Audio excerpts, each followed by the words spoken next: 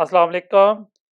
तो ये जो चर्चिल की बुक की एक्सरसाइज है पेज 22 की, उसका ये दूसरा पार्ट है जिसमें मैंने क्वेश्चन नंबर 6 से लेकर क्वेश्चन नंबर 10 तक का सॉल्यूशन दिया है।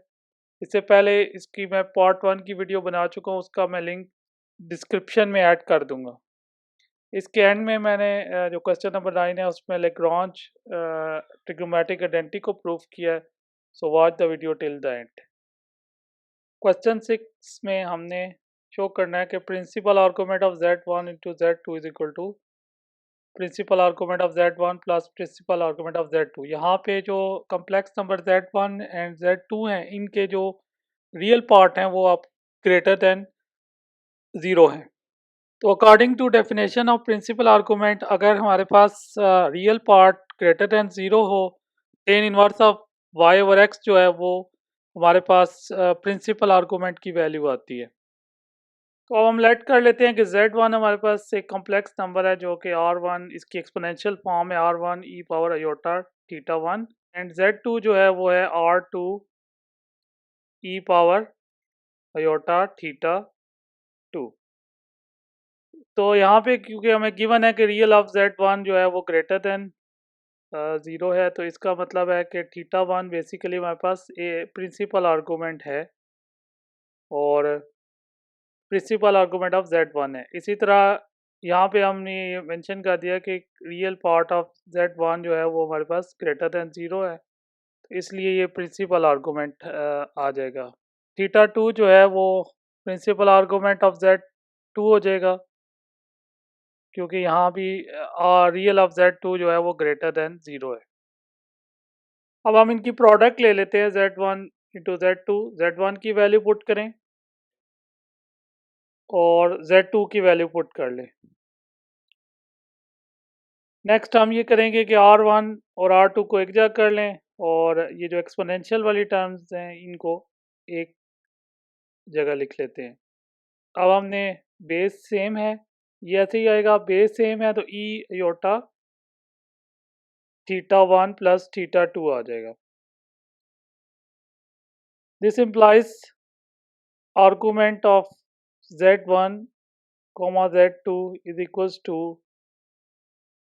Theta 1 plus theta 2। ये इसलिए प्रोडक्ट का आर्गूमेंट भी क्योंकि प्रिंसिपल आया, क्योंकि हमारे पास Z1 भी ग्रेटर दैन ज़ीरो है रियल पार्ट, और Z2 का भी real part greater than zero है, तो इसलिए उनकी जो प्रोडक्ट है उसका भी ये प्रिंसिपल ही आर्गूमेंट होगा। तो थीटा 1 की जगह आप आर्गूमेंट ऑफ Z1 लिखते हैं, थीटा 2 की जगह आर्गूमेंट ऑफ Z2 लिखते हैं, और यही हमने प्रूव करना था। तो क्वेश्चन 7 में हमने शो करना है कि Z power m whole power -1 को हम लिख सकते हैं Z power -1 whole power m। तो इसके लिए सबसे पहले आप Z को वही इसकी एक्सपोनेंशियल फॉर्म ले लें, और e power iota theta Z power m ले लें, और ये हमारे पास राइट साइड पे r e power iota theta power m, इसको हम लिख लेते हैं r पावर m, और बाय डे मोवर्स थ्योरम इसको हम लिख सकते हैं e power iota m theta. तो अब हम दोनों तरफ पावर -1 ले लेंगे, ये हमारे पास ये फॉर्म बन जाएगी। इसको हम लिख लेंगे 1/r power m e power iota m theta. मजीद e power iota m theta को ऊपर ले जाए तो ये हो जाएगा e power minus iota m theta.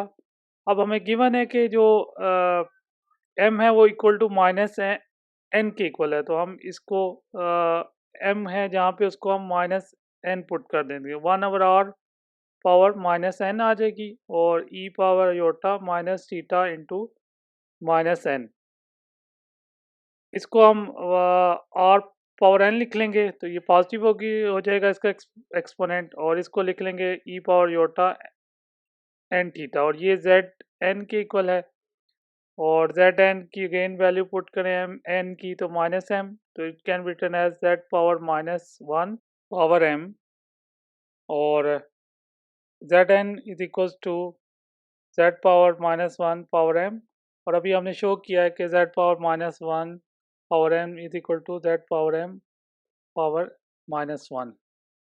तो क्वेश्चन 8 में हमने शो करना है कि अगर दो कॉम्प्लेक्स नंबर का मॉडुलस इक्वल हो तो फिर उनको हम लिख सकते हैं z1 को लिख सकते हैं c1 इंटू c2 और z2 को लिख सकते हैं z1 इंटू z2 कॉन्जुगेट।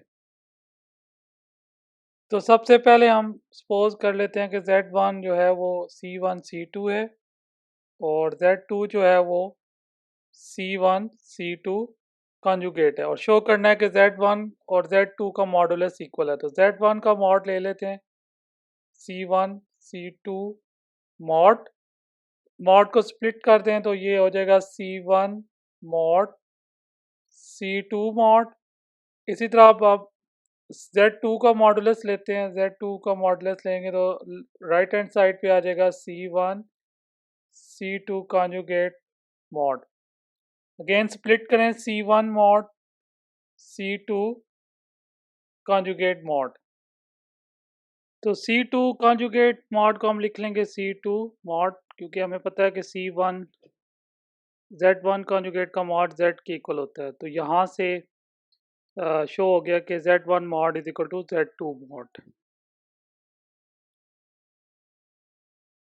अब हम सपोज करेंगे कि Z1 mod is equal to Z2 mod और एंड में शो करेंगे कि Z1 can be written as C1 C2 और Z2 is equal to C1 C2 conjugate.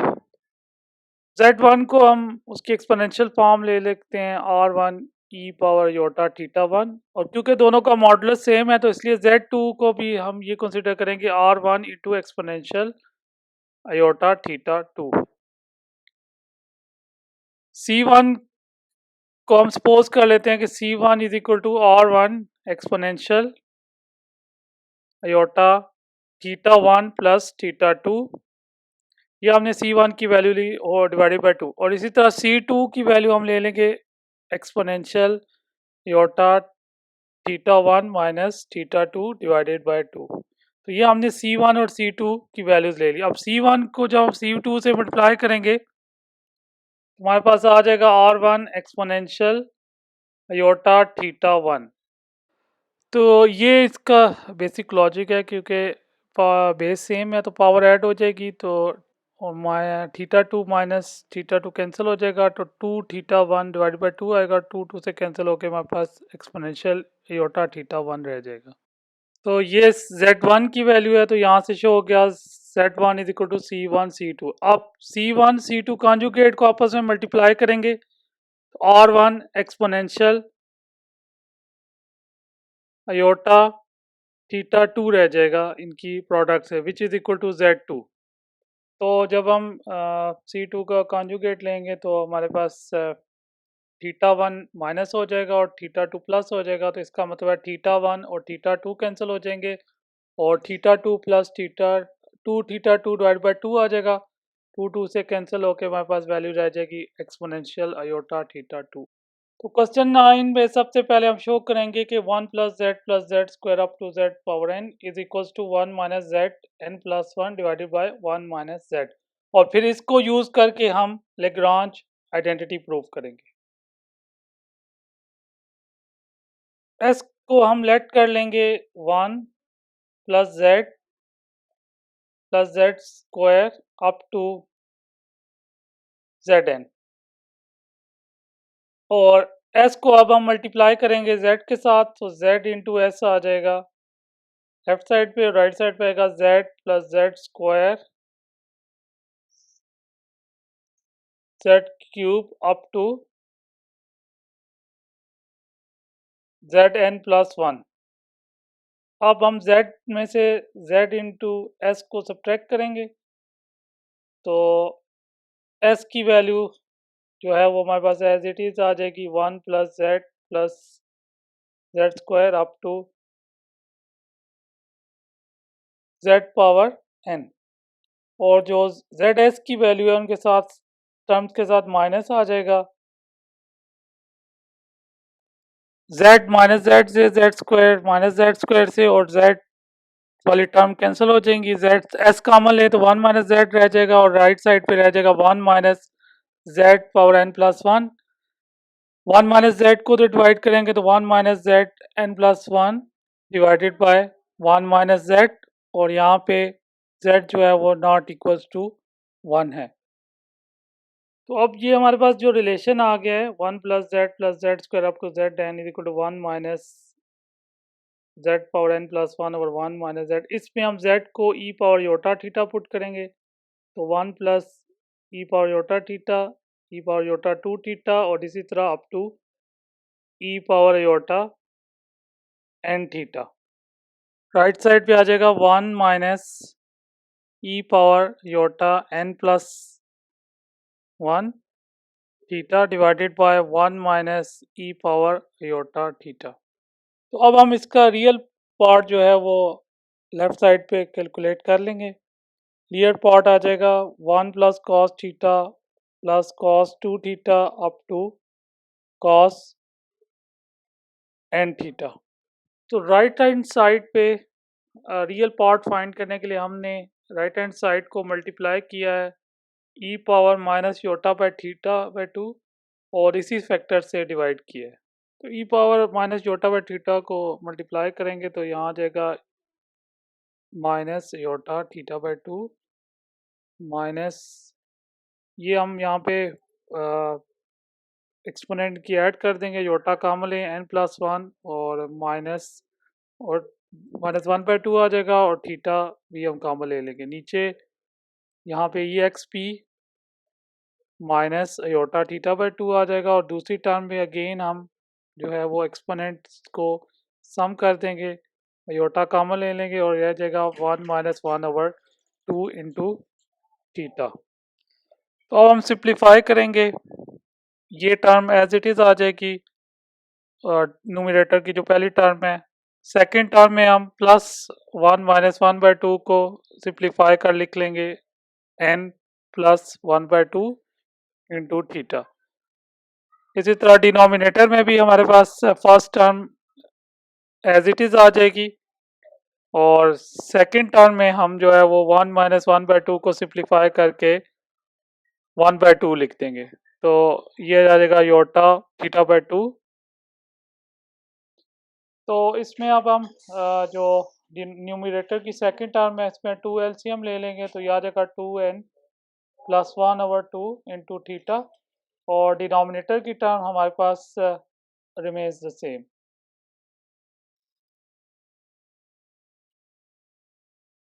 तो अब आइलर्स फार्मूला से इसको हम ओपन करेंगे, ये हो जाएगा cos theta by 2 minus iota sine theta by 2 minus cos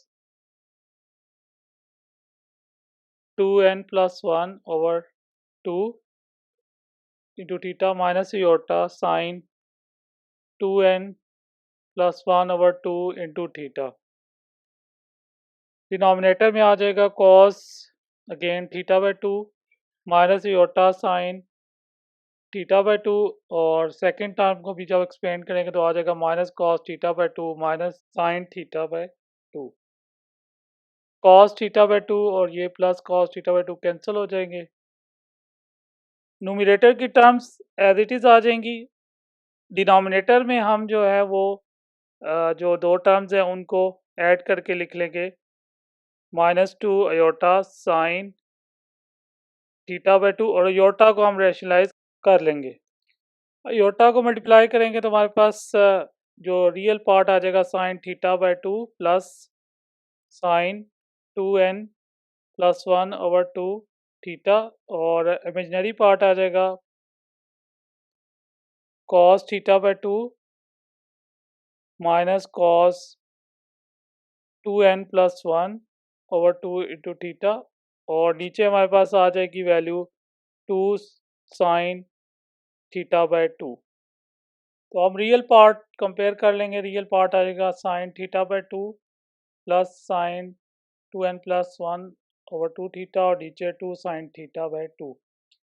sign theta by 2 divided by 2 sine theta by 2 1 by 2 रह जाएगा और सेकंड टाइम्स आ जाएगा sine 2n plus 1 over theta by 2 divided by 2 sine theta by 2 और यहाँ पे theta की जो वैल्यू है वो theta is greater than 0 less than 2 pi. Number 10 में हमने शो करना है कि cos 3 थीटा का फार्मूला है cos cube theta minus 3 cos theta sine square theta और इसी तरह sine 3 theta is equal 3 cos square theta sine theta minus sine square theta. तो हम डिमॉवर्स थ्योरम से इन दोनों पार्ट्स को प्रूव करेंगे। cos theta plus iota sine theta, इसकी पावर 3 ले लेंगे। बाय डिमॉवर्स थ्योरम ये आ जाएगा cos 3 theta plus iota sine 3 theta. तो लेफ्ट हैंड साइड पे हम a plus b whole cube का फार्मूला ओपन करेंगे, यानी कि a को cos की थीटा के इक्वल रखेंगे, b को साइन थीटा के इक्वल, तो आ जाएगा cos cube theta plus iota sine cube theta plus 3 cos square theta और आयोटा साइन थीटा आपके एज इट इज़ आ जाएगा। नेक्स्ट टर्म आ जाएगी हमारे पास plus 3 cos theta iota sine theta cube और राइट हैंड साइड हमारे पास एज इट इज़ आ जाएगी। अब हम लेफ्ट हैंड साइड को सिंप्लीफाई करेंगे। cos cube theta as it और आयोटा साइन थीटा क्यूब आ जाएगा minus iota sine cube theta. Next term में हमारे पास 3 आयोटा cos स्क्वायर थीटा और sine theta as it is, और आयोटा का स्क्वायर जो है वो -1 आ जाएगा, तो ये आ जाएगा -3 cos theta into sine square theta. Right hand side as it is आ जाएगी, और ये हमने लिख दिया कि आयोटा क्यूब माइनस आयोटा और आयोटा स्क्वायर -1 के इक्वल है। तो अब रियल और इमेजिनरी पार्ट को बोथ साइड पे कंपेयर कर लेंगे। तो लेफ्ट साइड पे आ जाएगा cos 3 थीटा, राइट साइड पे आ जाएगा cos cube theta minus 3 sine square theta cos theta. इसी तरह इमेजिनरी पार्ट आ जाएगा sine 3 theta is equal to 3 cos square theta sine theta minus sine cube theta, और यही हमने शो करना था। चैनल को सब्सक्राइब करें, वीडियो को लाजमी लाइक करें और शेयर करें। Thanks for watching.